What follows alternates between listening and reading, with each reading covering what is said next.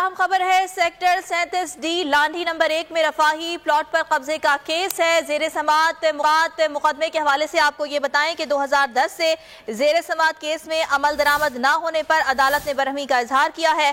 अदालती हुक्म के बावजूद अभी तक तामीरात क्यों नहीं गिराई, अदालत की जानिब से इस्तफसार किया गया। मजीद तफसीलात जानेंगे। शाहिद हुसैन हमारे साथ मौजूद है। शाहिद, बताइएगा क्या कार्रवाई हुई आज? लांढी सेक्टर 37 में जो प्लाट है, रफाई प्लाट, उस पर कब्जा हो गया था और 2010 में सुप्रीम हाई कोर्ट ने हुक्म दिया था कि तजावुज़ात के खिलाफ ऑपरेशन किया जाए। लेकिन आज एक बार फिर जो है वो मोहलत मांगी गई। जस्टिस नदीम अख्तर ने जो डायरेक्टर एंटी रिक्रूटमेंट केडी हैं जमील बलोच, उनकी सजनिश की है और कहा है कि जब हुक्म दिया गया था तो अब तक तामीरात गिराई की नहीं गई।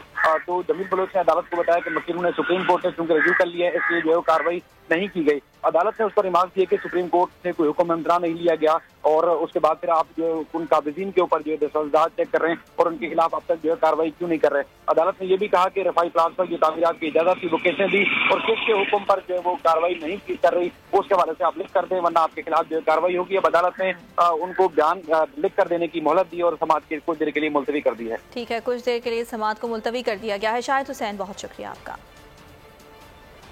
एक और खबर है, पाकिस्तान दहशत गर्दी के निगले में है। फवाद चौधरी की जानिब से कहा जा रहा है, उन्होंने ट्वीट किया है और कहा है कि इस वक्त